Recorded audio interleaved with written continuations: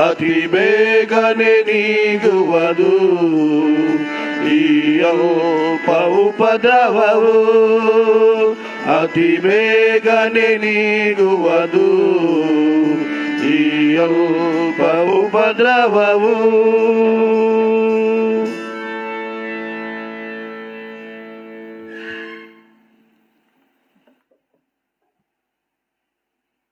ನಮ್ಮ ದ್ರೋಹಗಳ ದೆಸೆಯಿಂದ ಅವನಿಗೆ ಗಾಯವಾಯಿತು, ನಮ್ಮ ಅಪರಾಧಗಳ ನಿಮಿತ್ತ ಅವನು ಜಜ್ಜಲ್ಪಟ್ಟನು. ನಮಗೆ ಸುಕ್ಷೇಮವನ್ನುಂಟು ಮಾಡುವ ದಂಡನೆಯನ್ನು ಅವನು ಅನುಭವಿಸಿದನು, ಅವನ ಬಾಸುಂಡೆಗಳಿಂದ ನಮಗೆ ಗುಣವಾಯಿತು. ನಮ್ಮ ಆರಂಭವು ತಂದೆ, ಮಗ, ಪವಿತ್ರಾತ್ಮನ ಹೆಸರಿನಲ್ಲಿ ಉಂಟಾಗಲಿ, ಆಮೇನ್. ದೇವರ ಸ್ತೋತ್ರಕ್ಕಾಗಿ ನಾವು ಹಾಡುವ ಸಂಗೀತದಲ್ಲಿ 15ನೇ ಸಂಗೀತವನ್ನು ಹಾಡಿಕೊಳ್ಳೋಣ. 1, 3 ಮತ್ತು 6ನೇ ಚರಣವನ್ನು ಹಾಡಿಕೊಳ್ಳೋಣ. 1, 3 ಮತ್ತು 6, 15ನೇ ಸಂಗೀತ.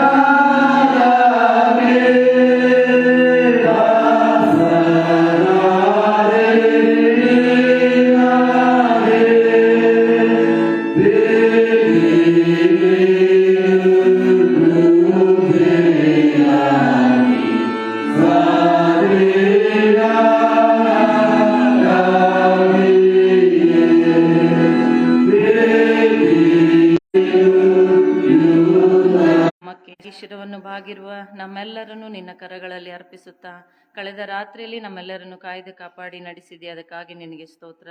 ನಮ್ಮೆಲ್ಲರ ಜೀವಿತದ ಇನ್ನೊಂದು ದಿನವನ್ನು ಕಾಣುವಂತೆ ಮಾಡಿದ ಕೃಪೆಗಾಗಿ ನಿನಗೆ ಸ್ತೋತ್ರ. ನೀನು ನಮಗೋಸ್ಕರ, ನಮ್ಮ ಪಾಪಗಳಿಗೋಸ್ಕರ ಅನುಭವಿಸಿದ ಶ್ರಮ, ಮರಣ ಹಾಗೂ ಪುನರುತ್ಥಾನ ಧ್ಯಾನಗಳನ್ನು ಮಾಡುವಂತೆ ಕೊಟ್ಟಂಥ ಅವಕಾಶಕ್ಕಾಗಿ ಸ್ತೋತ್ರ ಹೇಳುತ್ತೇವೆ. ಈ ಆರಾಧನೆಯನ್ನು ನಿನ್ನ ಹಸ್ತಕ್ಕೆ ಒಪ್ಪಿಸುತ್ತೇನೆ. ಇದರ ಆರಂಭವೂ ಮಧ್ಯವೂ ಅಂತ್ಯವೂ ನೀನಾಗಿದ್ದುಕೊಂಡು ನಡೆಸು. ದೇವರೇ, ನಿನ್ನ ಪ್ರಸನ್ನತೆ ಬಯಸಿ ಬರುವ ಮಕ್ಕಳ ಮಧ್ಯದಲ್ಲಿರುವಾತನು, ನಮ್ಮ ಪ್ರಾರ್ಥನೆಗಳನ್ನು ಕೇಳುವಾತನು, ಸದುತ್ತರವನ್ನು ದಯಪಾಲಿಸುವತನಾಗಿದ್ದಿ, ಅದಕ್ಕಾಗಿ ನಿನಗೆ ಸ್ತೋತ್ರ. ನಿನ್ನ ವಾಕ್ಯ ಸಂದೇಶವನ್ನು ಹೊತ್ತು ತಂದಿರುವ ನಿನ್ನ ದಾಸನನ್ನು ಆಶೀರ್ವದಿಸು, ನಿನ್ನ ಬಲದಿಂದ ತುಂಬಿಸು ಎಂದು ಬೇಡುತ್ತೇವೆ. ನಮ್ಮ ಸಭೆಯ ಸಭಾಪಾಲಕರನ್ನು, ಸಭಾ ಹಿರಿಯರನ್ನು, ಸಭೆಯ ಎಲ್ಲ ಕುಟುಂಬವನ್ನು ಆಶೀರ್ವದಿಸು. ಈ ಪಶ್ಚಾತ್ತಾಪ ದಿನಗಳು, ಮಾನಸಾಂತರ ಪಡುವ ದಿನಗಳಲ್ಲಿ ನಿನ್ನ ರಾಜ್ಯದ ಬಾಧ್ಯತೆಗೆ ನಮ್ಮನ್ನು ಸಿದ್ಧಪಡಿಸಿಕೊಂಡು ನಾವೆಲ್ಲ ಪ್ರಯತ್ನಪಟ್ಟು ಲೋಕಕ್ಕೆ ಬೆನ್ನು ಮಾಡಿ ಪಾಪ ಕೃತ್ಯಗಳಿಂದ ದೂರವಿದ್ದು ನಡೆಯುವಂತೆ ನಮ್ಮೆಲ್ಲರನ್ನು ಬಲಪಡಿಸು ಎಂದು ಬೇಡಿಕೊಳ್ಳುತ್ತೇವೆ. ಮುಂದಿನ ಆರಾಧನೆ ಭಾಗವನ್ನು ನಿನಗೆ ಅರ್ಪಿಸಿ ಯೇಸು ಕ್ರಿಸ್ತನ ಮಹಿಮೆಯುಳ್ಳ ನಾಮದಲ್ಲಿ ವಂದಿಸುತ್ತೇವೆ, ನಮ್ಮ ಪರಲೋಕದ ತಂದೆಯೇ, ಆಮೆನ್. ದೇವರ ಸೇವಕರಿಂದ ವಾಕ್ಯ ಸಂದೇಶವನ್ನು ಕೇಳುವ ಪೂರ್ವದಲ್ಲಿ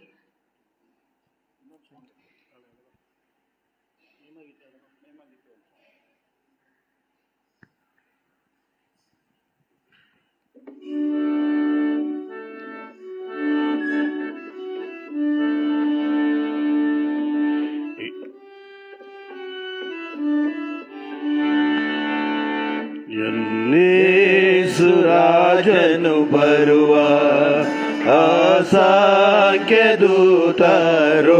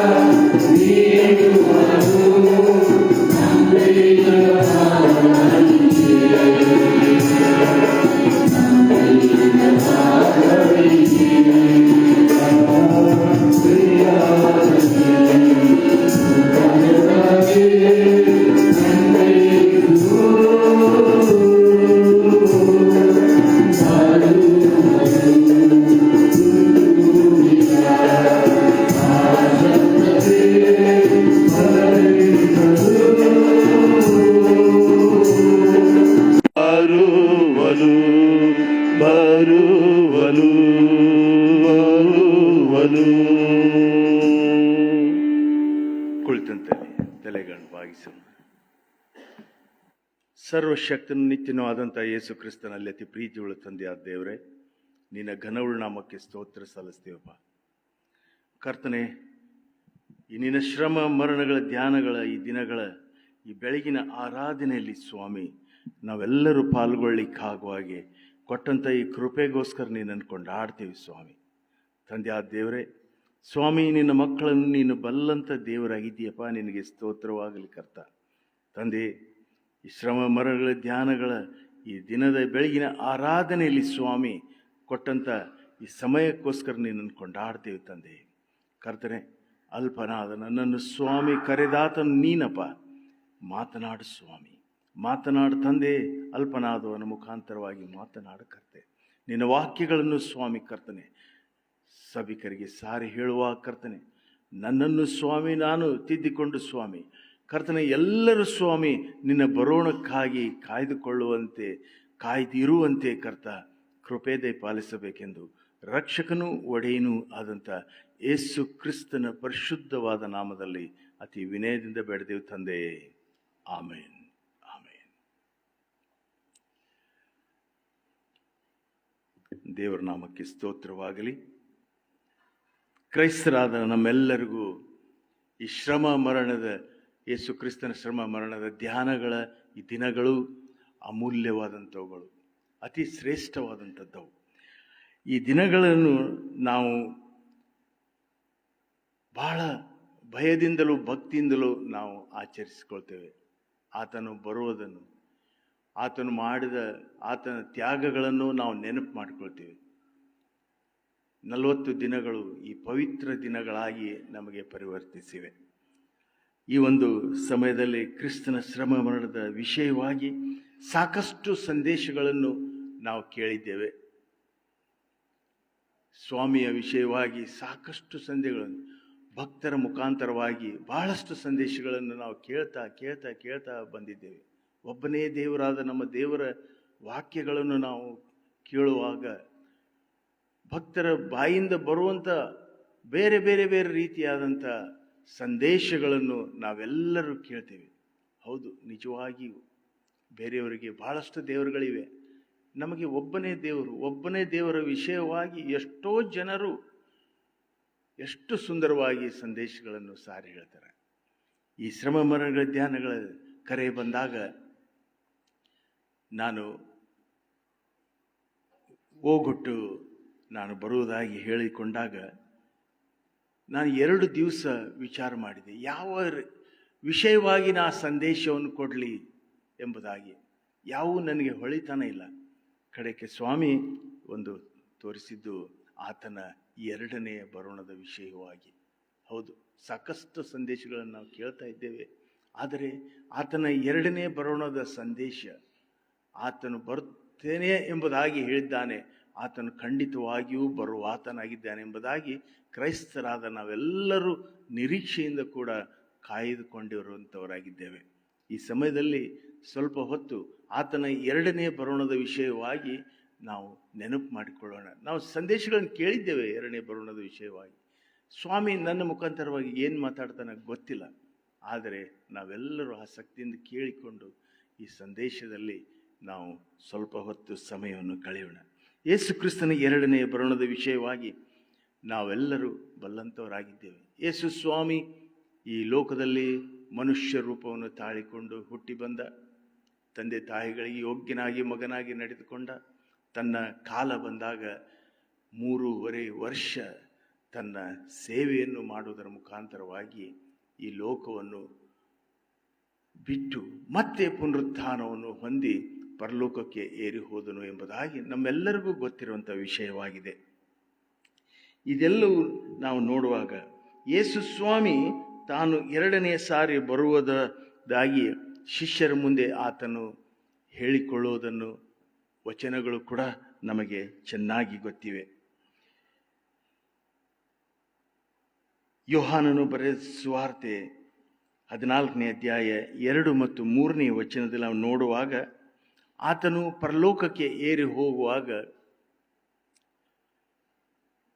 ಆತನು ಹೇಳ್ತಾ ಇದ್ದಾನೆ ಶಿಷ್ಯರಿಗೆ, ನಿಮಗೋಸ್ಕರ ಸ್ಥಳವನ್ನು ಸಿದ್ಧ ಮಾಡಲು ಹೋಗ್ತಾ ಇದ್ದೇನೆ.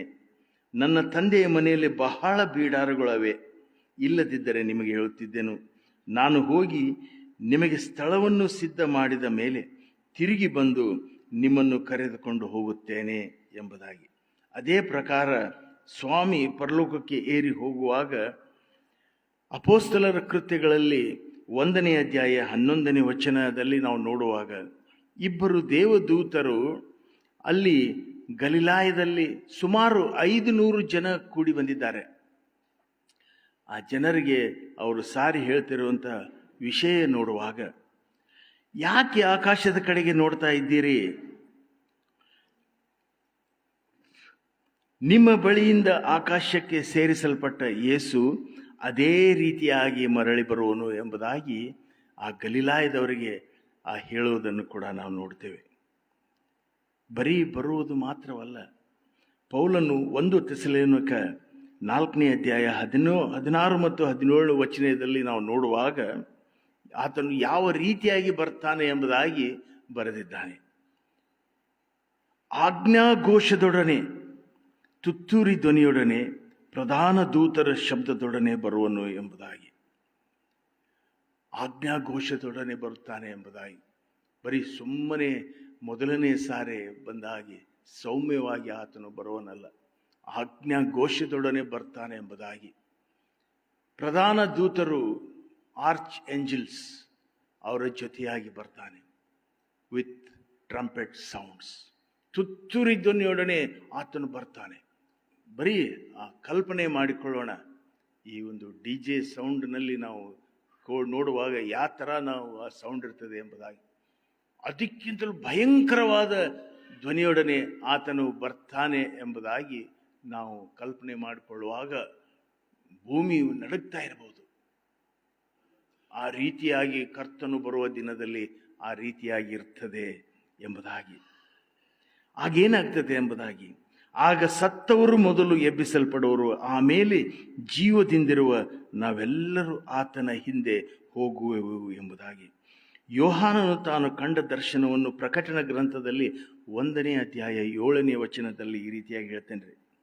ಇಗೋ ಮೇಘಗಳೊಂದಿಗೆ ಬರುತ್ತಾನೆ, ಎಲ್ಲರ ಕಣ್ಣುಗಳು ಆತನು ನೋಡುತ್ತವೆ, ಆತನ್ನು ಇರಿದವರು ಸಹ ಆತನು ಕಾಣುವರು, ಭೂಮಿಯಲ್ಲಿರುವ ಎಲ್ಲ ಕುಲದವರು ಆತನನ್ನು ನೋಡಿ ಎದೆ ಬಡಿದುಕೊಳ್ಳುವರು ಎಂಬುದಾಗಿ ಬರೆಯಲ್ಪಟ್ಟಿದೆ. ಪ್ರೀತಿಯುಳ್ಳ ಸೋದರ ಸೋದರಿ, ಆತನನ್ನು ಇರಿದವರು ಅಂದರೆ ಆತನಿಗೆ ಹಿಂಸೆ ಕೊಟ್ಟವರು, ಆತನು ಇದ್ದ ಸ್ಥಳದಲ್ಲಿ ನಿಂತುಕೊಂಡು ನೋಡಿದವರು, ಆತನಿಗೆ ಸಹಾಯ ಮಾಡಲಿಕ್ಕೆ ಸಾಧ್ಯವಿದ್ದರೂ ಮಾಡದೇ ಇರುವಂಥವರು ಎಲ್ಲರೂ ಕೂಡ ಆತನನ್ನು ನೋಡುವರು ಎಂಬುದಾಗಿ. ಮುಂದೆ ನಾವು ನೋಡ್ತೇವೆ, ಎಲ್ಲ ಕುಲದವರು ಅಂದರೆ ಎಲ್ಲ ಜಾತಿಯವರು ಆತನನ್ನು ನೋಡಿ ಎದೆ ಬಡ್ಕೊಳ್ತಾರಂತೆ. ಅಂತಹ ಒಂದು ಸ್ಥಿತಿ, ಎಲ್ಲ ಸರ್ವ ಜಾತಿ ಸರ್ವ ಜನಾಂಗದವರು ನಿಂತು ಎದೆ ಬಡ್ಕೊಳ್ಳೋರು ಎಂಬುದಾಗಿ. ಹಾಗೇನಾಗ್ತದೆ ಎಂಬುದಾಗಿ, ನ್ಯಾಯ ತೀರ್ಪಿನ ದಿನ. ಲೋಕದಲ್ಲಿ ಯಾವನೇ ಆಗಿರಲಿ, ಎಂಥ ದೊಡ್ಡ ವ್ಯಕ್ತಿ ಆಗಿರಲಿ, ಎಂಥ ಪ್ರಭಾವಿ ವ್ಯಕ್ತಿಯಾಗಿರಲಿ, ಸಾಧಾರಣ ಮನುಷ್ಯನಾಗಿರಲಿ, ಎಲ್ಲರೂ ಒಂದೇ ಕಡೆಯಲ್ಲಿ ಆತವರು ಸೇರಿ ಬರ್ತಾರೆ ಎಂಬುದಾಗಿ. ಬೇರೆ ಮಾರ್ಗವೇ ಇಲ್ಲ. ನಾವೆಲ್ಲರೂ ನ್ಯಾಯಾಸನದ ಮುಂದೆ ನಿಂತಿರುತ್ತೇವೆ, ಹೊಗಳಿಕೊಳ್ಳುವುದಕ್ಕೆ ಯಾರಿಗೂ ಆಸ್ಪದವಿಲ್ಲ ಎಂಬುದಾಗಿ. ಬಿತ್ತಿದ್ದನ್ನೇ ಕೊಯ್ಯುವಂಥ ದಿನ. ಈ ಲೋಕದಲ್ಲಿ ನಾವು ಏನು ಬಿತ್ತೇವೋ ಅದನ್ನೇ ಕೊಯ್ತೇವೆ. ಒಳ್ಳೆಯದನ್ನು ಬಿತ್ತಿದ್ದರೆ ಒಳ್ಳೆಯದನ್ನು ಕೊಯ್ಯುವಂಥ ದಿನ, ಕೆಟ್ಟದ್ದನ್ನು ಬಿತ್ತಿದ್ದರೆ ಕೆಟ್ಟದ್ದನ್ನು ಕೊಯ್ಯುವಂಥ ದಿನ ಆಗಿರ್ತದೆ ಎಂಬುದಾಗಿ. ಮತ್ತಾಯನ ಬರೆದ ಸುವಾರ್ತೆ 25ನೇ ಅಧ್ಯಾಯ 32ನೇ ವಚನ ಈ ರೀತಿಯಾಗಿ ಹೇಳ್ತಿದ್ರೆ, ಆಡುಗಳನ್ನು ಕುರಿಗಳನ್ನು ಬೇರೆ ಬೇರೆ ಮಾಡುವ ದಿನ ಎಂಬುದಾಗಿ. ಹೌದು, ಆಡುಗಳನ್ನು ಕುರಿಗಳನ್ನು ಬೇರೆ ಮಾಡುವ ದಿನ. ಈ ಆಡುಗಳ ಕುರಿಗಳ ಸ್ವಭಾವವನ್ನು ಸ್ವಲ್ಪ ನಮ್ಮ ಜನರಿಗೆ ಗೊತ್ತಿದೆ ಎಂಬುದಾಗಿ. ಈ ಆಡು ನಾವು ನೋಡ್ತೇವ್ರಿ, ಇದು ಸಿಕ್ಕಿದ್ದೆಲ್ಲ ತಿಂತದೆ, ಸಿಕ್ಕಿದ್ದೆಲ್ಲ ಸ್ಥಳಗಳಲ್ಲಿ ಹೋಗ್ತದೆ. ತನಗೆ ನಿಲುಕದಂಥ ಸ್ಥಳದಲ್ಲಿ ಹೋಗಿ ಕೂಡ ಅದು ತಿನ್ನಲಿಕ್ಕೆ ಪ್ರಯಾಸ ಪಡ್ತದೆ. ಆದರೆ ಕುರಿ ಮಾತ್ರ ಅದು ತಲೆ ಬಗ್ಗಿಸಿಕೊಂಡೇ ಇರ್ತದೆ. ಬರೀ ಹುಲ್ಲನ್ನು ಮಾತ್ರ ತಿನ್ನುವಂಥದ್ದು, ಸೌಮ್ಯ ಸ್ವಭಾವದಂಥದ್ದಾಗಿದೆ. ಆದ್ದರಿಂದ ಆಡುಗಳನ್ನು ಕುರಿಗಳನ್ನು ಪ್ರತ್ಯೇಕ ಮಾಡುವಂಥ ದಿನ ಅಂದರೆ ಸಿಕ್ಕಿದ್ದೆಲ್ಲವನ್ನು ತಿನ್ನುವ ನರಪ್ರಾಣಿಗೆ ನ್ಯಾಯ ತೀರ್ಪಿನ ದಿನ ಎಂಬುದಾಗಿ ನಾವು ತಿಳಿದುಕೊಳ್ಳಬೇಕು. ನ್ಯಾಯ ತೀರ್ಪಿನ ದಿನ ಪ್ರಧಾನ ದೂತರ ಮಧ್ಯದಲ್ಲಿ ಖಡ್ಗವನ್ನು ಹಿಡಿದುಕೊಳ್ತಂಥ ಯೇಸುವಿನ ನ್ಯಾಯಾಲಯದಲ್ಲಿ ನ್ಯಾಯ ತೀರ್ಪಿನ ದಿನ ಎಂಬುದಾಗಿ. ಹೌದು, ಆತನು ಸಿಂಹಾಸನದ ಮೇಲೆ ಕುಳಿತುಕೊಂಡು ನ್ಯಾಯ ತೀರಿಸುವಂಥ ಆ ದಿನ ಬರ್ತದೆ ಎಂಬುದಾಗಿ. ನಾನು ನಿಮಗೋಸ್ಕರ ಬಿಡಾರಗಳನ್ನು ಕಟ್ಟಲಿಕ್ಕೆ ಹೋಗಿದ್ದು ನಿಜ, ಆದರೆ ಯಾರಿಗೆ ಎಂಬುದಾಗಿ. ಯಾರ್ಯಾರು ಆತನನ್ನು ಅಂಗೀಕರಿಸಿದರೋ, ಯಾರ್ಯಾರು ಆತನ ಹೆಸರಿನಲ್ಲಿ ನಂಬಿಕೆ ಇಟ್ಟರೋ ಅವರಿಗೆ ಎಂಬುದಾಗಿ ನಾವು ಅಂದುಕೊಳ್ಳಬಹುದು. ಹೌದು ಸ್ವಾಮಿ, ನಿನ್ನ ಸೇವೆ ಮಾಡಿದ್ದೇನೆ, ಪ್ರತಿ ವಾರ ತಪ್ಪದೆ ಆಲಯಕ್ಕೆ ಬಂದಿದ್ದೇನೆ, ಕಾಣಿಕೆಗಳನ್ನು ಕೊಟ್ಟಿದ್ದೇನೆ, ಸಭಾ ಕಾರ್ಯಗಳಲ್ಲಿ ನಾನು ಸದಾಕಾಲ ಇರ್ತಿದ್ದೆ ಎಂಬುದಾಗಿ ನಿಜ. ಆದರೆ ಆತನ ಆಜ್ಞೆಗಳನ್ನು ಕೈಕೊಂಡಿದ್ದೀಯಾ? ಸುಳ್ಳು ಹೇಳಿಲ್ವಾ? ಮೋಸ ಮಾಡಲಿಲ್ವಾ? ನಿನ್ನ ತಂದೆ ತಾಯಿಗಳನ್ನು ಸನ್ಮಾನಿಸು ಎಂಬುದಾಗಿ ಬರ್ತದೆ, ಸನ್ಮಾನಿಸಿದ್ದೀಯಾ? ಇನ್ನು ಅನೇಕ ಪ್ರಶ್ನೆಗಳನ್ನು ಸ್ವಾಮಿ ಕೇಳುವನಾಗಿದ್ದಾನೆ. ಗುಣಗುಟ್ಟಲಿಲ್ವ? ಹೊಟ್ಟೆ ಕಿಚ್ಚು ಪಡಲಿಲ್ವ? ಎಲ್ಲವನ್ನೂ ಮಾಡಿದ್ದೇವೆ ನಾವು. ನ್ಯಾಯ ತೀರ್ಪಿನ ದಿನ ಇವೆಲ್ಲವೂ ಪ್ರಶ್ನೆಗಳಿಗೆ ನಾವು ಉತ್ತರ ಕೊಡುವಂಥ ದಿನ. ನಿಮ್ಮ ಸುಕೃತ್ಯಗಳು ನಿಮ್ಮ ಹಿಂದೆ ಬರುತ್ತವೆ ಎಂಬುದಾಗಿ, ಒಳ್ಳೆಯ ಕೃತ್ಯಗಳನ್ನು ಮಾಡಿದವರಿಗೆ ಒಳ್ಳೆಯ ರಿಸಲ್ಟ್, ಕರ್ತನ ಬಲಗಡೆಯಲ್ಲಿ ನಿಂತುಕೊಳ್ಳುವಂಥ, ಆಡುಗಳನ್ನು ಕುರಿಗಳನ್ನು ಮಾಡುವಂಥ ಸಮಯದಲ್ಲಿ ನಡೆಯುವಂಥ ಸಂಗತಿ ಇದಾಗಿರ್ತದೆ ಎಂಬುದಾಗಿ, ಯೇಸು ಕ್ರಿಸ್ತನ ಎರಡನೇ ಸಾರಿ ಬರುವ ದಿನಗಳು ಹತ್ತಿರವಾಗಿವೆ ಎಂಬುದಾಗಿ ನಾವು ಈಗಾಗಲೇ ಅನುಭವಿಸ್ತಾ ಇದ್ದೇವೆ. ಪ್ರಸವ ವೇದನೆಯ ಕಾಲ ಆರಂಭವಾಗಿದೆ. ಒಂದು ಬಹಳಷ್ಟು ವರ್ಷಗಳ ಹಿಂದೆ, ಸುಮಾರು 86-87ನೇ ಇಸ್ವಿ ಇರ್ಬೇಕ್ರಿ, ಆ ಸಮಯದಲ್ಲಿ ಸುವಾರ್ಥ ಸೇವೆ ಬಹಳ ಜೋರಾಗಿ ನಡೀತಾ ಇತ್ತು. ನಮ್ಮ ಅಗದಿ ಹತ್ತಿರದ ಒಬ್ಬ ದೇವ ಸೇವಕರು ಅವರು ನಮ್ಮೊಟ್ಟಿಗೆ ಮಾತನಾಡ್ತಾ ಇದ್ರು. ಅದು ಜಗತ್ತಿಗೆ ಈಗ ಯಾವ ರೀತಿಯಾಗಿತ್ತಂದರೆ, 2000 ವರ್ಷಕ್ಕೆ ಜಗತ್ತು ಅಂತ್ಯ ಆಗ್ತದೆ ಎಂಬ ಒಂದು ರೂಮರ್ ಇತ್ತು. 2000 ವರ್ಷಕ್ಕೆ ಜಗತ್ತು ಅಂತ್ಯ ಎಂಬುದಾಗಿ. ಅದಕ್ಕೋಸ್ಕರ ಎಲ್ಲೆಲ್ಲಿ ರೋಡ್ಗಳ ಮೇಲೆ, ಗೋಡೆಗಳ ಮೇಲೆ ಯೇಸು ಬರ್ತಾನೆ, ಯೇಸು ಬೇಗನೆ ಬರ್ತಾನೆ, ಜೀಸಸ್ ಕಮಿಂಗ್ ಸೂನ್, ಇನ್ನೂ ಏನೇನೋ ವಾಕ್ಯಗಳನ್ನು ಬರೆದು ಹಾಕ್ತಾ ಇದ್ರು. ಆ ಸೇವಕರೊಟ್ಟಿಗೆ ನನ್ನ ತರ್ಕ ಏನಂದರೆ, ನಾನು ಏನಂತಿದ್ದೆ, 2000 ವರ್ಷಕ್ಕೆ ಜಗತ್ತು ಅಂತ್ಯ ಆಗುವುದಿಲ್ಲ ಅಂತ ನಾನು, ಆಗ್ತದೆ ಅಂತ ಅವರು. ಯಾಕೆ ಆಗುವುದಿಲ್ಲ ಎಂಬುದಕ್ಕೆ ಕಾರಣ ಏನು ಅಂತಂದರೆ, ಜಗತ್ತಿಗೆ ಎಲ್ಲ ಜನರಿಗೆ ನನ್ನ ಸುವಾರ್ತೆ ಸಾರಲ್ಪಡಬೇಕು, ಆಗ ಅಂತ್ಯ ಬರುವುದು ಎಂಬುದಾಗಿ ಸತ್ಯವೇದದಲ್ಲಿ ಬರೆದಿದೆ. ಆದ್ದರಿಂದ ಇನ್ನೂ ಎಷ್ಟೋ ಜನರಿಗೆ ಈ ಸುವಾರ್ತೆ ಸಾರಿಲ್ಲ, ಎಷ್ಟೋ ಜನರಿಗೆ ಗೊತ್ತಿಲ್ಲ. ಹೀಗಾಗಿ ಅಂತ್ಯ ಬರುವಂಥ ದಿನಗಳು ಇನ್ನೂ ಇಷ್ಟು ಲಘು ಬರುವುದಿಲ್ಲ ಎಂಬುದಾಗಿ ಬರ್ತವೆ ಎಂಬುದಾಗಿ ಅವರು. ಯಾಕೆಂದರೆ ನಾವು ನೋಡ್ರಿ, ಒಬ್ಬ ಯಾನೋ ಕಲ್ಲಪ್ಪ ಅಂತೇಳಿ ಯೇಸು ಸ್ವಾಮಿ ಬಂದಾಗ ನಿಂತಿರ್ತಾನೆ, ಅವನು ಸುಮ್ಮನೆ ಕೈ ಕಟ್ಕೊಂಡು, ಏನಪ್ಪಾ ಕಲ್ಲಪ್ಪ, ನೀನು ಆಡುಗಳ ಗುಂಪಿನಲ್ಲಿ ಸೇರುವವನು, ಕುರಿಗಳ ಗುಂಪಿನಲ್ಲಿ ಸೇರುವವನು ಎಂಬುದಾಗಿ ಕೇಳಿದ್ರೆ ಏನು ಹೇಳಬೇಕು ಅವನು? ಸ್ವಾಮಿ, ನೀ ಯಾರು ಅನ್ನೋದು ನನಗೆ ಗೊತ್ತಿಲ್ಲ ಸ್ವಾಮಿ, ನನಗೆ ಗೊತ್ತಿದ್ನಂದ್ರೆ ನಾನು ನಿನ್ನನ್ನು ನಡ್ಕೊತಿದ್ದೆ, ನಾನು ನಿನ್ನ ಮಗನಾಗಿ ಲೋಕದಾಗ ಜೀವಿಸ್ತಿದ್ದೆ ಎಂಬುದಾಗಿ ಆತನು ಹೇಳ್ಬೋದಲ್ಲ. ಆದ್ದರಿಂದ ಸರ್ವ ಲೋಕಕ್ಕೆ ನಿನ್ನ ವಾಕ್ಯವು ಸಾರಲ್ಪಡಬಹುದು, ಆಗ ಅಂತ್ಯ ಬರ್ತದೆ ಎಂಬುದಾಗಿ. ಈ ದಿನಗಳಲ್ಲಿ ನಡೆದಿರುವಂಥ ಸಂಗತಿಗಳನ್ನು ನೋಡೋದಾದರೆ ಯೇಸು ಬರುವ ದಿನಗಳು ಹತ್ತಿರವಾಗಿವೆ ಎಂಬುದಾಗಿ. 2025 ವರ್ಷಗಳ ಹಿಂದೆ ಯೇಸು ಸ್ವಾಮಿ ಹೇಳಿದಂಥ ಮಾತು ಈಗ ಸತ್ಯವಾಗ್ತಾ ಇವೆ. ಯೇಸು ಸ್ವಾಮಿ ಹೇಳಿದ ಹಾಗೆ ಪ್ರಸವ ವೇದನೆ ದಿನಗಳು ಆರಂಭವಾಗಿವೆ. ಅದರ ಸಂಕೇತವನ್ನು ಕೂಡ ನಾವು ಈಗ ನೋಡ್ತಾ ಇದ್ದೇವೆ. ಮಾರ್ಕನು ಬರೆದ ಸುವಾರ್ತೆ 13ನೇ ಅಧ್ಯಾಯ 6 ಮತ್ತು 6ರಿಂದ 8ನೇ ವಚನ ಓದಿಕೊಳ್ಳುವಾಗ, ಅಲ್ಲಿ ಸ್ವಾಮಿಗೆ ಶಿಷ್ಯರು ಕೇಳ್ತಾ ಇದ್ದಾರೆ. ಸ್ವಾಮಿ ಹೇಳ್ತಾ ಇದ್ದಾನೆ, ನಾನು ಪರಲೋಕಕ್ಕೆ ಹೇರಿ ಹೋಗುವ ದಿನಗಳು ಬಂದವು, ನಾನು ಹೋಗ್ತೇನೆ ಎಂಬುದಾಗಿ, ಮತ್ತೆ ನಾನು ಬರ್ತೇನೆ ಎಂಬುದಾಗಿ ಶಿಷ್ಯರೊಟ್ಟಿಗೆ ಮಾತನಾಡ್ತಾ ಇರುವಾಗ ನಡೆದಂಥ ಈ ಸಂಭಾಷಣೆಯಲ್ಲಿ ಸ್ವಾಮಿ ಹೇಳ್ತಾ ಇರುವಂಥದ್ದು, ನೀನು ಬರುವುದಕ್ಕೆ ಸಂಕೇತ ಏನು ಎಂಬುದಾಗಿ ಕೇಳುವಾಗ ಅಲ್ಲಿ ಮಾರ್ಕನು ಬರೆದ ಸುವಾರ್ತೆ 13ನೇ ಅಧ್ಯಾಯ 6ರಿಂದ 8ರಲ್ಲಿ ಬರೆಯಲ್ಪಟ್ಟಿದೆ. ಅನೇಕರು ಬಂದು ನಾನು ಕ್ರಿಸ್ತನು ಎಂದು ಹೇಳಿ ಎಷ್ಟೋ ಜನರನ್ನು ಮೋಸಗೊಳಿಸುವರು. ಇದಲ್ಲದೆ ಯುದ್ಧಗಳಾಗುವುದನ್ನು, ಯುದ್ಧವಾಗುವ ಹಾಗಿದೆ ಎಂಬ ಸುದ್ದಿಗಳನ್ನು ನೀವು ಕೇಳುವಾಗ ಜನಕ್ಕೆ ವಿರುದ್ಧವಾಗಿ ಜನವು, ರಾಜ್ಯಕ್ಕೆ ವಿರೋಧವಾಗಿ ರಾಜ್ಯವು ಏಳುವು ಮತ್ತು ಭೂಕಂಪವು ಅಲ್ಲಲ್ಲಿ ಆಗುವವು, ಬರಗಳು ಬರುವವು. ಇವೆಲ್ಲ ನೂತನ ಕಾಲವು ಹುಟ್ಟುವ ಪ್ರಸವ ವೇದನೆ ಕಾಲ ಎಂಬುದಾಗಿ. ಪ್ರೀತಿಯುಳ್ಳ ಸಹೋದರ ಸಹೋದರಿಯರೇ, ಈ ದಿನಗಳನ್ನು ನಾವು ಈಗಾಗಲೇ ನೋಡ್ತಾ ಇದ್ದೇವೆ. ಬರಗಾಲದ ಸ್ಥಿತಿಗಳನ್ನು ನಾವು ಅನುಭವಿಸ್ತಾ ಇದ್ದೇವೆ. ಜನಕ್ಕೆ ವಿರೋಧವಾಗಿ ಜನರು ಮಾಡ್ತಾ ಇರುವಂಥ ಕೃತ್ಯಗಳನ್ನು ನಾವು ನೋಡ್ತಾ ಇದ್ದೇವೆ. ಭೂಕಂಪಗಳನ್ನು ಮೊನ್ನೆ ಶುಕ್ರವಾರ ನಾವು ಭಯಂಕರ ಭೂಕಂಪ ನಾವು ನೋಡಿದ್ವಿ. ಮಯನ್ಮಾರ್ನಲ್ಲಿ, ಬರ್ಮಾದಲ್ಲಿ ದೊಡ್ಡ ಭೂಕಂಪ, ದೊಡ್ಡ ಅನಾಹುತಗಳು. ಇವುಗಳನ್ನು ಆವಾಗ ನಾವು ಇನ್ನೂ ನೋಡ್ತಾನೆ ಇದ್ದೇವೆ, ಕೇಳಿಸಿಕೊಳ್ತಾನೆ ಇದ್ದೇವೆ. ಆತನು ಬರುವಂಥ ದಿನಗಳು ಖಂಡಿತವಾಗಿಯೂ ಹತ್ತಿರವಾಗಿವೆ.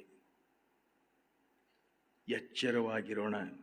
ಮತ್ತಾಯನ ಬರೆದ ಸುವಾರ್ತೆ 24ನೇ ಅಧ್ಯಾಯ 42ನೇ ವಚನ ಹೀಗೆ ಹೇಳ್ತದ್ರಿ: ಹೀಗಿರಲಾಗಿ ನಿಮ್ಮ ಕರ್ತನು ಬರುವ ದಿನವು ಗೊತ್ತಿಲ್ಲದಿರುವಾಗ ಎಚ್ಚರವಾಗಿರ್ರಿ ಎಂಬುದಾಗಿ. ಎಚ್ಚರವಾಗಿರ್ರಿ. ಮತ್ತಾಯ 24:36. ಇದಲ್ಲದೆ ಆ ದಿನದ ವಿಷಯವು, ಆ ಗಳಿಗೆಯ ವಿಷಯವು ನನ್ನ ತಂದೆಯೊಬ್ಬನಿಗೆ ತಿಳಿದದೆ ಹೊರತು ಮತ್ತಾರಿಗೂ ತಿಳಿಯದು, ಪರಲೋಕದಲ್ಲಿರುವ ದೂತರಿಗೂ ತಿಳಿಯದು, ಮಗನಿಗೂ ತಿಳಿಯದು ಎಂಬುದಾಗಿ. ಸ್ವತಃ ಯೇಸು ಕ್ರಿಸ್ತನಿಗೆ ಗೊತ್ತಿಲ್ಲ ಆತನು ಬರುವಂಥ ಆ ದಿನಗಳು ಯಾವಾಗ ಎಂಬುದಾಗಿ. ಒಂದು ಮಾತ್ರ ಸತ್ಯ, ಮಾರ್ಕನು ಬರೆದ ಸುವಾರ್ತೆ 13:10 ಹೇಳ್ತದ್ರಿ: ಮೊದಲು ಎಲ್ಲ ಜನಾಂಗಗಳಿಗೆ ಸುವಾರ್ತೆಯು ಸಾರಲ್ಪಡಬೇಕು. ಹೌದು, ಎಲ್ಲ ಜನಾಂಗಗಳಿಗೆ ಸುವಾರ್ತೆ ಸಾರಲ್ಪಡಬೇಕು.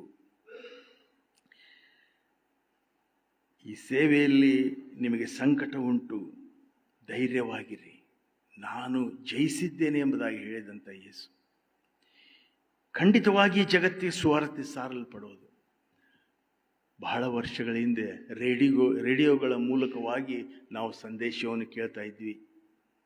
ವಿಶ್ವವಾಣಿಯ ಮುಖಾಂತರವಾಗಿ, ಇನ್ನು ಫೀಬಾ, ಇವೆಲ್ಲದರ ಮೂಲಕವಾಗಿ ನಾವು ದೇವರ ವಾಕ್ಯವನ್ನು ಕೇಳ್ತಿದ್ವಿ.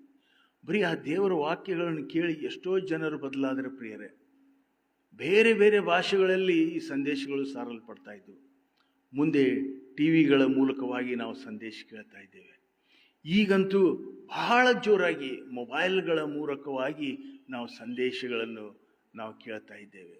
ಶಾರ್ಟ್ ಮೆಸೇಜ್ಗಳನ್ನು, ದೊಡ್ಡ ಮೆಸೇಜ್ಗಳನ್ನು ನೀವು ಮೊಬೈಲಿಗೆ ನೀವು ಏನೇ ಕೇಳ್ರಿ ಅದು ಎಲ್ಲವನ್ನು ಥಟ್ಟನೆ ನಿಮಗೆ ಉತ್ತರಿಸುವಂತಹ ಒಂದು ಸ್ಥಿತಿ. AI ಎಂಬುದಾಗಿ ಟೆಕ್ನಾಲಜಿ, ಅದರಲ್ಲಿ ನೀವು ಏನು ಕೇಳ್ತೀರಿ ನೀವು ಪ್ರಶ್ನೆಗೆ ಅದು ಉತ್ತರ ಕೊಡುವಂಥ ದಿನಗಳು. ಜನರು ಶಿಕ್ಷಿತರಾಗಿದ್ದಾರೆ, ತಮ್ಮ ಪ್ರಶ್ನೆಗಳಿಗೆ ತಾವೇ ಉತ್ತರವನ್ನು ಕಂಡುಕೊಳ್ಳುವಂಥ ದಿನಗಳು ಬಂದಿವೆ.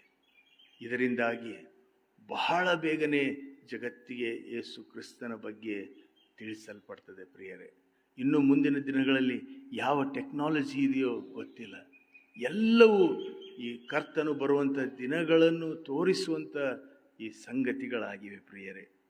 2 ಪೇತ್ರ 3ನೇ ಅಧ್ಯಾಯ 8-9. ಪ್ರಿಯರೇ, ಕರ್ತನ ಎಣಿಕೆಯಲ್ಲಿ ಒಂದು ದಿನವು 1000 ವರ್ಷದಂತೆಯೂ 1000 ವರ್ಷಗಳು ಒಂದು ದಿನದಂತೆಯೂ ಅವೆ ಎಂಬುದನ್ನು ಮಾತ್ರ ಮರೆಯಬೇಡಿರಿ. ಕರ್ತನು ತನ್ನ ವಾಗ್ದಾನವನ್ನು ನೆರವೇರಿಸುವುದಕ್ಕೆ ತಡ ಮಾಡುತ್ತಾನೆಂಬುದಾಗಿ ಕೆಲವರು ಅರ್ಥ ಮಾಡಿಕೊಳ್ಳುವ ಪ್ರಕಾರ ಆತನು ತಡ ಮಾಡುವವನಲ್ಲ ಎಂಬುದಾಗಿ. ಹೌದು, ನಿಜವಾಗಿಯೂ ಕರ್ತನ ಕೈಯಲ್ಲಿ ಒಂದು ವರ್ಷ 1000 ವರ್ಷದ ಹಾಗೆ, 1000 ವರ್ಷಗಳು ಒಂದೇ ವರ್ಷದ ಹಾಗೆ. ಆತನ ಚಿತ್ತ ಯಾರಿಗೂ ಗೊತ್ತಿಲ್ಲ. ಒಬ್ಬ ದೇವ ಸೇವಕರು ಈ ಪರಲೋಕದ ಒಂದು ಕನಸನ್ನು ಕಂಡ್ರಂತೆ. ಆ ಕನಸು ಎಷ್ಟು ಸುಂದರವಾಗಿದೆ ಎಂಬುದ ಕಥೆ ಇದೆ, ನಾವು ಕೇಳಿಸಿಕೊಳ್ಳೋಣ. ಜಗತ್ತು ಪಾಪ ಮತ್ತು ದುಷ್ಟತನದಿಂದ ತುಂಬಿತ್ತು, ಕತ್ತಲೆಯಿಂದ ತುಂಬಿಕೊಂಡಿತ್ತು. ಆದರೆ ಯೇಸು ಕ್ರಿಸ್ತನು ತನ್ನ ಜನರನ್ನು ಉದ್ಧಾರ ಮಾಡಲು ಹಿಂತಿರುಗುತ್ತಾನೆಂಬುದಾಗಿ ವಿಶ್ವಾಸಿಗಳಿಗೆ ಬಲವಾದ ವಿಶ್ವಾಸವಿತ್ತು. ಅವರು ಕಾಣುತ್ತಿರುವಾಗ ಒಂದು ದೊಡ್ಡ ಕೂಗು ಮತ್ತು ತುತ್ತೂರಿಯ ಶಬ್ದವನ್ನು ಕೇಳಿದರು. ಯೇಸು ಕ್ರಿಸ್ತನು ಆಕಾಶದಲ್ಲಿ ಕಾಣಿಸಿಕೊಂಡು ಸ್ವಾಮಿಯ ಸುತ್ತಲೂ ಅದ್ಭುತವಾದ ಬೆಳಕು ಮತ್ತು ದೇವದೂತರ ಸಮೂಹವಿದ್ದುದನ್ನು ಕಂಡನು. ಯೇಸು ಆಯಲ್ಪಟ್ಟವರನ್ನು ಒಟ್ಟುಗೂಡಿಸಲು ಪ್ರಾರಂಭಿಸಿದನು. ಅವರನ್ನು ಜಗತ್ತಿನ ಎಲ್ಲ ಮೂಲೆಗಳಿಂದ ತನ್ನ ಬಳಿಗೆ ಕರೆದನು. ವಿಶ್ವಾಸಿಗಳು ಕ್ಷಣಾರ್ಧದಲ್ಲಿ ರೂಪಾಂತರಗೊಂಡರು. ಪರಿಪೂರ್ಣ ಮತ್ತು ಅಕ್ಷಯವಾದ ಹೊಸ ದೇಹಗಳನ್ನು ಪಡೆದುಕೊಂಡರಂತೆ. ಅವರು ದೊಡ್ಡ ಗಾಳಿಯ ಮೂಲಕ ಆಕಾಶದಲ್ಲಿ ಒಯ್ಯಲ್ಪಟ್ಟು ಮೋಡಗಳಲ್ಲಿ ಯೇಸುವನ್ನು ಭೇಟಿಯಾದರು. ಅವರು ರಕ್ಷಕನಾದ ಯೇಸು ಕ್ರಿಸ್ತನನ್ನು ನೋಡಿ ಸಂತೋಷಪಟ್ಟರು ಮತ್ತು ಆತನೊಂದಿಗೆ ವಿಮೋಚನೆಗಾಗಿ ಕೂಡಿಕೊಂಡರು ಎಂಬುದಾಗಿ. ದುಷ್ಟರ ಸಂಹಾರ. ಯೇಸು ತಾನು ಆಯಲ್ಪಟ್ಟ ಜನರನ್ನು ಒಟ್ಟುಗೂಡಿಸಿದ ನಂತರ ದುಷ್ಟರನ್ನು ನಾಶ ಮಾಡಲು ಆರಂಭಿಸಿದನು. ಆತನ ಸಂದೇಶವನ್ನು ತಿರಸ್ಕರಿಸಿದ ನಂಬಿಕೆಯಿಲ್ಲದವರನ್ನು ಬೆಂಕಿ ಗಂಧಕದಲ್ಲಿ ಹಾಕಿಬಿಟ್ಟರು ಎಂಬುದಾಗಿ. ಲೋಕವು ಅವನ ಪಾಪ ಮತ್ತು ಭ್ರಷ್ಟಾಚಾರದಿಂದ ಶುದ್ಧೀಕರಿಸಲ್ಪಟ್ಟಿತು ಮತ್ತು ಶಾಂತಿ ಮತ್ತು ನೀತಿ ಹೊಸ ಯುಗವು ಆರಂಭವಾಯಿತು. ನಂತರ ಯೇಸು ಹೊಸ ಸೃಷ್ಟಿಯನ್ನು ಉಂಟು ಮಾಡಿದನು, ಹೊಸ ಯೆರೂಸಲೇಮ್. ವಿಶ್ವಾಸಿಗಳು ದೇವರ ಸಾನ್ನಿಧ್ಯ ಮತ್ತು ಮಹಿಮೆಯಿಂದ ಸ್ತುತಿಸುವವರಾದರು. ಅವರು ಪರಸ್ಪರ ಮತ್ತು ದೇವರೊಂದಿಗೆ ವಾಸಿಸುವವರಾದರು ಮತ್ತು ಶಾಶ್ವತ ಜೀವಿತ ಮತ್ತು ಸಂತೋಷವನ್ನು ಅನುಭವಿಸುವವರಾದರು ಎಂಬುದಾಗಿ. ಇನ್ನು ಮುಂದೆ ಜೀವನದಿ. ಆ ಜೀವನದಿ ತಂದೆಯಾದ ದೇವರ ಸಿಂಹಾಸನದಿಂದ ಹರಿದು ಬರುತ್ತಿತ್ತು. ಅದು ಸ್ಫಟಿಕದ ಹಾಗೆ ಕ್ಲಿಯರ್ ಆಗಿತ್ತು ಎಂಬುದಾಗಿ. ಆ ಒಂದು ಶಾಶ್ವತ ಸ್ಥಾನಕ್ಕೆ ಸೇರಿದ ಭಕ್ತ ಮಂಡಳಿಯು ಪರಿಪೂರ್ಣ ಸಂತೋಷದಲ್ಲಿಯೂ ಸೇರಿ ಹೋದರು ಎಂಬುದಾಗಿ. ಎಷ್ಟು ಸುಂದರವಾದಂಥ ಒಂದು ಈ ಕತೆ, ಎಂಥ ಒಂದು ದರ್ಶನ. ಅಲ್ಲಿ ಸಾಲೇಮ್ ಎಂಬುದಾಗಿ ಹೇಳ್ತೀವಿ. ಪರಲೋಕದಲ್ಲಿ ಆ ಒಂದು ದೃಶ್ಯ ನಿಜವಾಗಿಯೂ ಇದೆ ಎಂಬುದಾಗಿ ನಾವೆಲ್ಲರೂ ನಂಬುವವರಾಗಿದ್ದೇವೆ. ಆದ್ದರಿಂದ ಎಚ್ಚರವಾಗಿರೋಣ, ಸಿದ್ಧರಾಗಿರೋಣ. ನಮ್ಮ ಕರ್ತನು ದೀರ್ಘ ಶಾಂತನಾಗಿದ್ದಾನೆ. ಆತನು ಬಹಳ ತಾಳ್ಮೆಯಿಂದ ನಮ್ಮೆಲ್ಲರನ್ನು ಸಹಿಸಿಕೊಳ್ತಾ ಇದ್ದಾನೆ. ಆತನು ಬರುವಂಥ ದಿನಗಳು ಹತ್ತಿರವಾಗಿವೆ. ನಿರೀಕ್ಷೆಯಿಂದ ಪರಿಶುದ್ಧರಾಗಿ ತನ್ನ ಬರೋಣಕ್ಕೆ ಕಾಯ್ದಿರೋಣ. ತಡವಾದರೂ ಯೇಸು ಬಂದೇ ಬರುತ್ತಾನೆ ಎಂಬುದಾಗಿ. ನಂಬಿಕೆ ಇಲ್ಲದವರ ವಿಷಯವಾಗಿ ನಾವು ಪ್ರಕಟಣೆ ಗ್ರಂಥದಲ್ಲಿ ನೋಡ್ತೇವೆ. ಪ್ರಕಟಣೆ ಗ್ರಂಥ 22ನೇ ಅಧ್ಯಾಯ 11ನೇ ವಚನದಿಂದ 11 ಮತ್ತು 12ನೇ ವಚನ. ಅನ್ಯಾಯ ಮಾಡುವವನು ಇನ್ನೂ ಅನ್ಯಾಯ ಮಾಡಲಿ, ಮೈಲಿಗೆಯಾದವನು ತನ್ನನ್ನು ಇನ್ನೂ ಮೈಲಿಗೆ ಮಾಡಿಕೊಳ್ಳಲಿ, ನೀತಿವಂತನು ಇನ್ನೂ ನೀತಿಯನ್ನು ಅನುಸರಿಸಲಿ, ಪವಿತ್ರನು ತನ್ನನ್ನು ಇನ್ನೂ ಪವಿತ್ರ ಮಾಡಿಕೊಳ್ಳಲಿ. ಈಗೋ ಬೇಗನೆ ಬರುತ್ತೇನೆ, ನಾನು ಪ್ರತಿಯೊಬ್ಬನಿಗೆ ಅವನವನ ಕೃತ್ಯಗಳ ಪ್ರಕಾರ ಕೊಡತಕ್ಕ ಪ್ರತಿಫಲವು ನನ್ನ ಕೈಯಲ್ಲಿದೆ. ಪ್ರಿಯರೇ, ಸಮಯ ಕೊಟ್ಟಿದ್ದಾನೆ, ಮಾಡಲಿ, ನಡೀಲಿ. ಒಂದೊಂದ್ಸರಿ ನಾವು ಅನ್ಕೊಂತಿರ್ತೇವೆ, ಯಪ್ಪ ಇಷ್ಟು ದುಷ್ಟದ ದೇವ್ರು ಯಾಕೆ ಕರ್ಕೊಳ್ಳುವಲ್ಲ ಎಂಬುದಾಗಿ. ಹೌದು, ನಮ್ಮ ದೇವರು ದೀರ್ಘ ಶಾಂತನು. ಅವಕಾಶಗಳನ್ನು ಕೊಡ್ತಾನೆ, ತಿದ್ದಿಕೊಳ್ಳಲಿಕ್ಕೆ ಸಮಯ ಕೊಡ್ತಾನೆ. ಆತನ ಪೆಟ್ಟು ಎಂಥದ್ದೆಂದರೆ ನಮಗೆ ಗೊತ್ತಿಲ್ಲ. ಭಯಂಕರವಾದಂಥ ಪೆಟ್ಟುಗಳನ್ನು ಆತನು ಕೊಡ್ತಾನೆ ಎಂಬುದಾಗಿ. ಅವಕಾಶ ಉಂಟು ಸೇವಕರೇ, ಸೇವೆ ಮಾಡೋಣ, ಪಕ್ಕದವರಿಗೆ ಸುವಾರ್ತೆ ಹೇಳೋಣ. ಒಂದು ಉದಾಹರಣೆ ಹೇಳಿ ಈ ಸಂದೇಶವನ್ನು ನಾನು ಮುಗಿಸ್ತೇನೆ. ಧಾರವಾಡದಲ್ಲಿ ವಿದ್ಯಾಭ್ಯಾಸಕ್ಕಾಗಿ ಒಂದು ರೂಮಿನಲ್ಲಿರುವಂಥ ಒಬ್ಬ ಯೌವನಸ್ಥ ಮಗ, ಅವನ ಜೊತೆ ಸ್ನೇಹಿತರು ಇರಬಹುದು. ಪಕ್ಕದ ಗೋಡೆಯ ಆಚೆ ಒಂದು ಸಭಾಪಾಲಕರ ಮನೆ ಇತ್ತು. ಆ ಸಭಾಪಾಲಕರ ಮನೆಯಲ್ಲಿ ಗಂಡ ಹೆಂಡತಿ ಇಬ್ಬರು ಸೇವೆ ಮಾಡ್ತಾ ಇದ್ರು. ಆ ಸೇವೆ ಮಾಡುವಂಥ ಆ ಕುಟುಂಬ ಅದು. ಈ ಯೌವನಸ್ಥನು ಅನ್ಯಮತದವನು. ಆತನು ದಿನಾಲು ಕಿಡಿಕೆಯಿಂದ ನೋಡ್ತಾ ಇದ್ದ. ಅವ್ರು ಏನು ಮಾಡ್ತಾರ, ಎಲ್ಲಿ ಹೋಗ್ತಾರ, ಯಾವಾಗ ಬರ್ತಾರ, ಎಲ್ಲ ನೋಡ್ತಿದ್ದವನು. ಒಟ್ಟು ಕ್ಯೂರಿಯಾಸಿಟಿ. ಅವ್ರೇನು ಕ್ರೈಸ್ತರಂದರೆ ಅನ್ಯರಲ್ಲಿ ಒಂದು ವಿಚಿತ್ರ ಭಾವನೆ ಇದೆ. ನಾವು ಬೇರೆ ಜನನೇ ಎಂಬುದಾಗಿ ಬಹಳಷ್ಟು ಜನರ ಮನಸ್ಸಿನಲ್ಲಿದೆ. ನಮ್ಮ ಕೂಡ ಅವರು ಬೆರೆತಿರುವುದಿಲ್ಲ, ನಮ್ಮ ವಿಷಯವಾಗಿ ಅವ್ರು ಗೊತ್ತಿರುವುದಿಲ್ಲ. ಆ ಯವನಸ್ಥ ದಿನ ಅವರನ್ನು ನೋಡ್ತಿದ್ದ. ಆ ಸಭಾಪಾಲಕರು ಅವರ ಧರ್ಮಪತ್ನಿ ಇಬ್ಬರು ಕೂಡಿಕೊಂಡು ದಿನಾಲು ಸ್ಕೂಟರ್ ಮೇಲೆ ಹೋಗೋರು.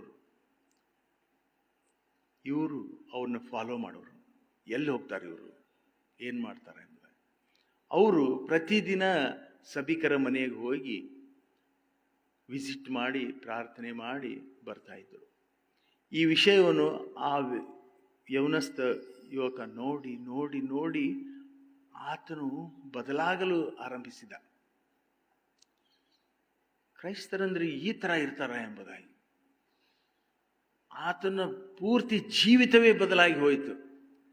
ಈ ಸದ್ಯದಲ್ಲಿ ಆ ವ್ಯಕ್ತಿ ನಮ್ಮ ಸಭಾ ಪ್ರಾಂತದಲ್ಲಿ ಹಿರಿಯ ಸಭಾಪಾಲಕರಾಗಿ ಸೇವೆ ಮಾಡ್ತಾ ಇದ್ದಾರೆ. ಪ್ರಿಯ, ಈ ಮಾತು ನಾನು ಯಾಕೆ ಹೇಳಿದೆ ಅಂದರೆ, ನಾವು ಕೂಡ ಅನ್ಯರ ಮಧ್ಯದಲ್ಲಿ ಸೇವೆ ಮಾಡ್ತೇವೆ, ಅನ್ಯರ ಮಧ್ಯದಲ್ಲಿ ಇದ್ದೇವೆ. ನಮ್ಮನ್ನು ನೋಡಿ ಅವರು ಬದಲಾಗಬೇಕೆ ಹೊರತು ಅವರನ್ನು ನೋಡಿ ನಾವು ಬದಲಾಗೋದಲ್ಲ. ಸಮಯ ಕೊಟ್ಟಿದ್ದಾನೆ ಕರ್ತನು. ಈ ಸಮಯವನ್ನು ನಾವು ಉಪಯೋಗಿಸಿಕೊಳ್ಳೋಣ. ನಾವು ಒಳ್ಳೆಯವರಾಗಿ, ನಾಟಕೀಯವಾಗಿ ಬೇಡ, ನಾವು ಒಳ್ಳೆಯವರಾಗಿ ಜೀವಿಸುವುದನ್ನು ಅವರು ನೋಡಿ ನಮ್ಮ ಹಾಗೆ ಅವರಾಗಬೇಕು. ಆ ರೀತಿಯಾಗಿ ನಾವು ನಡೆದುಕೊಳ್ಳೋಣ. ನಮ್ಮ ಜೀವಿತದಲ್ಲಿ ಬಲಹೀನತೆಗಳಿರ್ಬೋದು, ಆ ಬಲಹೀನತೆಗಳನ್ನು ತೆಗೆದು ಹಾಕಿ ಬಲವುಳ್ಳವರಾಗೋಣ. 10 ಜೊತೆ 11 ಆಗೋದು ಬೇಡ. ಅವಕಾಶ ಇದೆ. ನನ್ನ ಹಿಂದೂ ಸ್ನೇಹಿತನ ಒಬ್ಬನು ನನ್ನನ್ನು ನೋಡಿ ಆತನು ಬದಲಾಗ್ತಾನೆ ಅಂದರೆ ಆತನು ಇನ್ನೊಬ್ಬರಿಗೆ ಹೋಗಿ ಹೇಳ್ತಾನೆ, ನೀ ತಿಳ್ಕೊಂಡಂಗಲ್ಲ, ಇವರು ಬ್ಯಾರೇನ ಅದಾರ ಅವರು. ಆದ್ದರಿಂದ ಪ್ರೀತಿಯುಳ್ಳ ಸಹೋದರ ಸಹೋದರಿಯರೇ, ಸೇವೆಗೆ ಅವಕಾಶ ಉಂಟು. ಮೊದಲು ನಮ್ಮನ್ನು ನಾವು ಬದಲಿ ಮಾಡಿಕೊಳ್ಳೋಣ. ನಾವು ಯೋಗ್ಯ ಜೀವಿತವನ್ನು ಜೀವಿಸುವಾಗ ನಮ್ಮ ಜೊತೆ ಇದ್ದವರು ಯೋಗ್ಯ ಜೀವಿತ ನಡೆಸಲಿಕ್ಕೆ ಸಹಾಯ ಆಗ್ತದೆ. ನಮ್ಮ ಒಳ್ಳೆಯತನವನ್ನು ನೋಡಿ ಅವರು ಕೂಡ ಒಳ್ಳೆಯರಾಗ್ತಾರೆ. ಅವರು ಕೂಡ ಮತ್ತೆ ಬೇರೆಯವರಿಗೆ ಹೋಗಿ ಹೇಳ್ತಾರೆ, ಇಲ್ಲ ಆ ಜನನೇ ಬೇರೆಯವರು, ಅವರ ಸಂಸ್ಕೃತಿನ ಬೇರೆ, ಅವರು ಒಬ್ಬನೇ ದೇವರನ್ನು ಆರಾಧಿಸುವಂಥವ್ರು. ನಮ್ಮ ಹಿಂದೂ ಫ್ರೆಂಡ್ಸ್ಗೆ ನಾನು ಕಾಡಿಸ್ತಿರ್ತೇನೆ ರೀ, ಏನ್ಪ ನಿಮ್ಮ ದೇವ್ರು ಯಾವಾಗ ಫೋಟೋ ತೆಗಿಸ್ಕೊಂಡ ನೀವು ಅಂತೇಳಿ. ಈ ಥರ ಭಾಳ ಅವರ ಕೆಲವೊಂದು ಪದ್ಧತಿಗಳನ್ನು ನಾವು ನೋಡುವಾಗ, ಇದನ್ನ ಯಾಕೆ ಮಾಡ್ತೀರಿ, ಅದನ್ನ ಯಾಕೆ ಮಾಡ್ತೀರಿ ಅಂತೇಳಿ, ನಮ್ಗೆ ಗೊತ್ತಿಲ್ಲ ಸುಮ್ಮನಿರ್ರಿಪ್ಪ, ನಮ್ಗೆ ಹಿಂದ್ಲಿಂದ ಹಿರಿಯರ್ಲಿಂದ ಬಂದಿದ್ದದು ಅಂತೇಳಿ ಈ ಥರ ಅವರು ಹಾರಿಸ್ಕೊಂಡು ಮಾತಾಡ್ತಾರೆ. ಅಂದರೆ ನಾವು ಅವ್ರಿಗೆ ಕೇಳುವಾಗ ಇದನ್ನ ಯಾಕೆ ಮಾಡ್ತೀರಿ ಅಂದ್ರೆ, ಹೌದಲ್ಲ ಇದನ್ನ ಯಾಕೆ ಮಾಡ್ತೇನೆ ನಾನು ಎಂಬುದಾಗಿ ಅವ್ರ ಯೋಚನೆಗೆ ಬೀಳ್ಬೇಕು. ನಮ್ಮ ದೇವರು ಆತ್ಮಸ್ವರೂಪನು, ಆತನಿಗೆ ಯಾವ ರೂಪ ಇಲ್ಲ, ಒಬ್ಬನೇ ದೇವರನ್ನು ಆರಾಧಿಸುವಂಥವ್ರು. ಎಲ್ಲ ಡಿಪಾರ್ಟ್ಮೆಂಟ್ಗೂ ಒಬ್ಬನೇ ದೇವರು ನಮಗೆ, ಅವ್ರಿಗೆ ಎಲ್ಲ ಡಿಪಾರ್ಟ್ಮೆಂಟಿಗೂ ಒಬ್ಬ ಬೇರೆ ಬೇರೆ ದೇವರಿದ್ದಾರೆ. ಆದರೆ ನಮಗಾದರೂ ರಕ್ಷಕನು ಒಡೆಯನು ಒಬ್ಬನೇ ಆಗಿದ್ದಾನೆ. ನಾವು ಈ ಲೋಕದಲ್ಲಿ ಇರುವಾಗ ನಮ್ಮನ್ನು ನಾವು ಬದಲಿಸಿಕೊಂಡು ಅನ್ಯರನ್ನು ಕ್ರಿಸ್ತನ ಹತ್ತಿರ ತರುವಂಥವರಾಗಿರೋಣ, ಸಾರೋಣ. ಅಂತ್ಯಕಾಲ ಸಮೀಪವಾಗ್ತಾ ಇದೆ. ಆಡುಗಳ ಸಾಲಿನಲ್ಲಿ ನಾವು ನಿಲ್ಲದೆ ಕುರಿಗಳ ಸಾಲಿನಲ್ಲಿ ನಾವು ನಿಲ್ಲುವಂಥವರಾಗಲಿಕ್ಕಾವ ಹಾಗೆ ಕರ್ತನು ನಮ್ಮೆಲ್ಲರನ್ನು ನಡೆಸಲಿ. ಆಮೇನ್. ಕುಳಿತಲ್ಲೇ ತಲೆ ಬಾಗಿಸೋಣ. ಕೃಪಾಪೂರ್ಣನಾದ ತಂದೆಯ ದೇವರೇ, ನಾನು 2ನೇ ಸಾರಿ ಬರುತ್ತೇನೆ ಎಂಬುದಾಗಿ ಹೇಳಿದ ಆತನೇ, ನೀನು ಖಂಡಿತವಾಗಿ ಬರುವಂಥ ದೇವರಾಗಿದ್ದೀಯಪ್ಪ. ನಿನ್ನ ಮಾತುಗಳು, ನಿನ್ನ ನುಡಿಗಳು ಎಲ್ಲವೂ ಸತ್ಯಪ್ಪ. ಸತ್ಯ ವೇದದಲ್ಲಿ ಬರೆದಂಥ ಪ್ರತಿ ಒಂದೊಂದು ವಾಕ್ಯಗಳು ಸತ್ಯವಾಗಿವೆಪ್ಪ. ನೀನು ಬರುವಾತನಾಗಿದ್ದಿ. ನೀನು ಬರುವಂಥ ಸಂಕೇತವನ್ನು ಈಗಾಗಲೇ ತೋರಿಸ್ತಾ ಇದ್ದೀಯಪ್ಪ. ಪ್ರಸವ ವೇದನೆಯ ಕಾಲ, ಅಂಜಬೇಡಿರಿ ಎಂಬುದಾಗಿ ಹೇಳಿದ್ದಿ.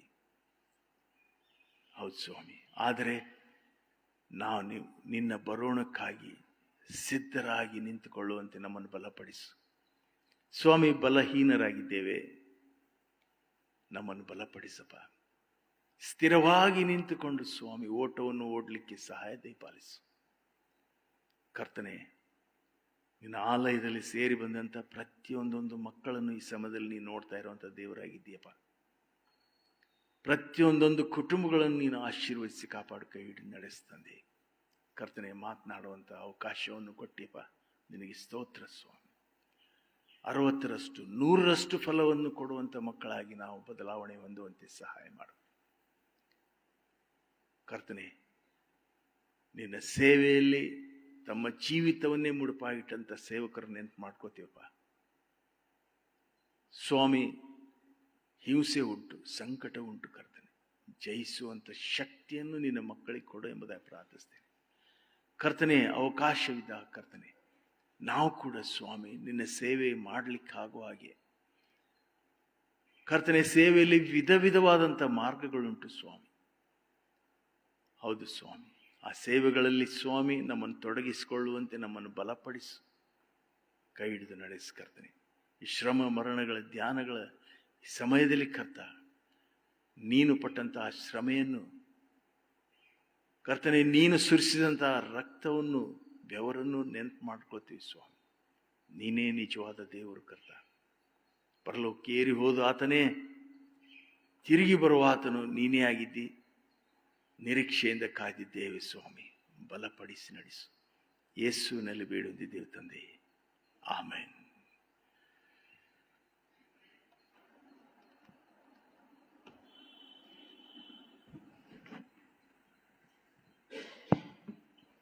ಕರ್ತನ ಎರಡನೇ ಬರೋಣದ ಬಗ್ಗೆ ತಿಳಿಸಿಕೊಟ್ಟಂಥ ಸಹೋದರರಿಗೆ ತುಂಬ ಧನ್ಯವಾದಗಳು. ಕಡೆಯದಾಗಿ ಸಂಗೀತಗಳಲ್ಲಿ 246ನೇ ಸಂಗೀತ 1, 2, 3 ಮೂರು ಚರಣಗಳನ್ನು ಹಾಡಿಕೊಳ್ಳೋಣ. ಸಂಗೀತಗಳಲ್ಲಿ 246.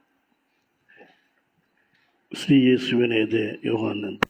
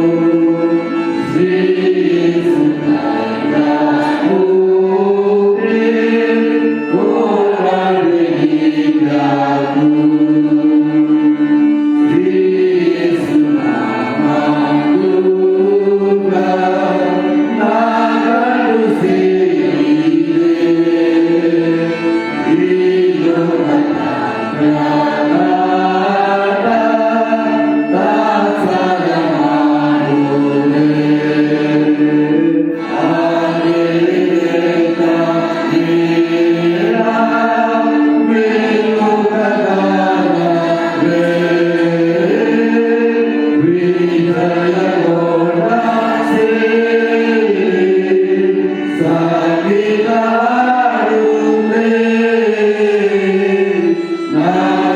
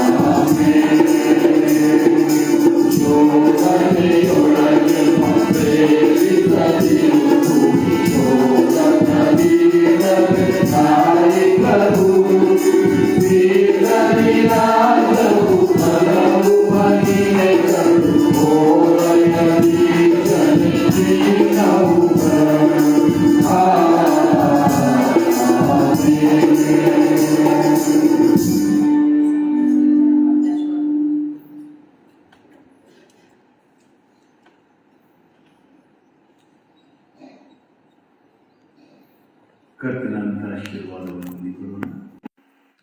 ನಮ್ಮ ಕರ್ತನಾದ ಯೇಸು ಕ್ರಿಸ್ತನ ಕೃಪೆಯು, ತಂದೆಯಾದ ದೇವರ ಪ್ರೀತಿಯು, ಪರಿಶುದ್ಧಾತ್ಮನ ಅನ್ಯೋನ್ಯ ಸಹವಾಸವು ಸದಾ ನಮ್ಮೆಲ್ಲರೊಟ್ಟಿಗಿರಲಿ. ಆಮೇನ್.